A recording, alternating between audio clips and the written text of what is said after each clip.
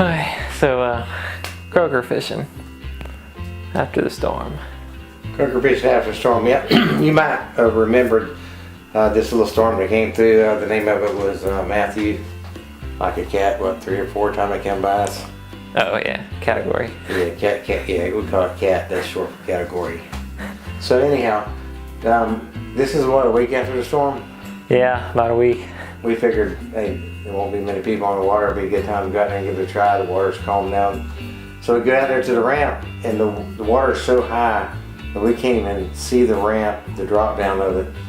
And I didn't drive my truck that day, I drove the freestyle, so that was not a good thing. We had to wait for the water to recess a little bit just to get the boat into the water.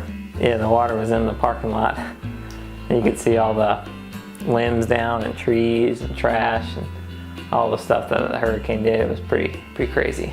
And what was crazy about it was the tide was halfway or a good ways down, and it was still that high. So I imagine that flood tide, it's hard to say how high it was, but we finally, after pushing and shoving, we got the boat at least at enough angle to get the boat off the trailer.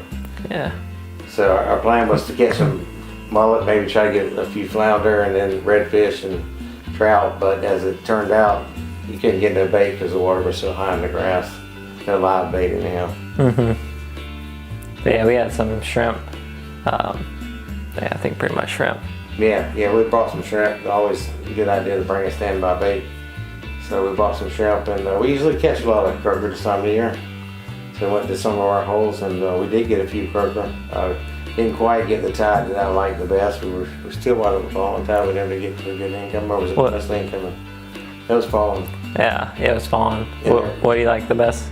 I like the right when it starts coming in after about 30 or 45 minutes, just as the water's picking up. We never got to that shift yet. I think it was still falling. Yeah. Because the water was so high, it was real slow on the turnaround. We had the Atlantic dry docks, got a lot of structure, and catch a lot of fish in there. And we got a few in there. Wasn't real hot. I've been in that spot where every time you drop the hook down, you get a croaker. And I've caught 100 croaker there in an hour, and it was just a little, but like I said, the tide wasn't right. I think had the tide been right, we would have been able to get into them, but the wind was still blowing pretty strong though. Yeah. But then we moved out in the river a little ways to some rocks. A little jetty point, we call it little jetties, where it turns and goes into the bank, and right on that corner is like a fairly decent hole, and I usually do pretty good there. But we had one problem. What was that? Couldn't stay anchored. The anchor wouldn't stay there. The wind was blasting us off every time we had to put it out. We had a lot of rope out too. And the thing is, if it blows you up in the rocks, you're in big trouble. So we're constantly trying to adjust to that. Every time we get a good fish bite going on, then the anchor would pull. We'd have to pull back out there. Yeah.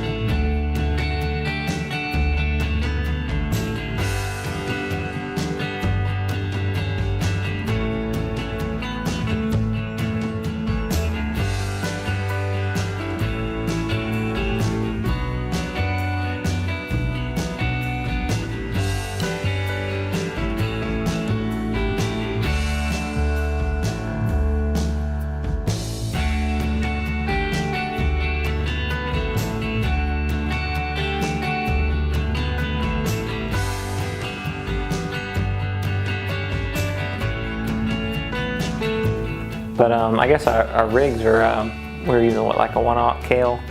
1/0 Kale hook with a 1 ounce slide sinker on about 20-pound test line, something, a couple spinners. Yeah, about this much leader. Yeah, about 18-inch leader, and then the spinning rods and a couple bait casters. And so when we get to hit fish, and we got some good croakers there. We did catch several toadfish. Toadfish, I mean, this is the chance. I mean, how many times have you caught toadfish? We're thinking about having just a segment dedicated to toadfish if we could get a consistent pattern and catching some of those big ones like that. And they're like the El Guapo of fishing. That been handsome. Yeah. Yeah, I'll have to. You'll see the picture of them. Yeah, they look a little different. Look like one of Satan's minions or something. They're also called mother-in-law fish. Go figure. Yeah. But the good thing about toadfish is they don't get off. Yeah, you never heard anybody say, "Oh man, I lost some big toadfish." When that hooks in a toadfish, it's kind of like hooking into your shirt. You ever try to get your hook out of a shirt or a net? It don't come out. You never lose a toadfish in the whole wide world. I don't think anybody's ever lost a toadfish. Yeah. They won't admit to it if they did. That's true. Now I've got some big ones offshore like that. I say they're that long, their head's this big, and their tail's like this bigger. Yeah. About as big as a hole. Yeah. But yeah, Croaker wasn't bad. I mean, it was pretty interesting after the storm. It was all generally get shuffled up. A lot of freshwater runoff and high tides, and really makes things interesting.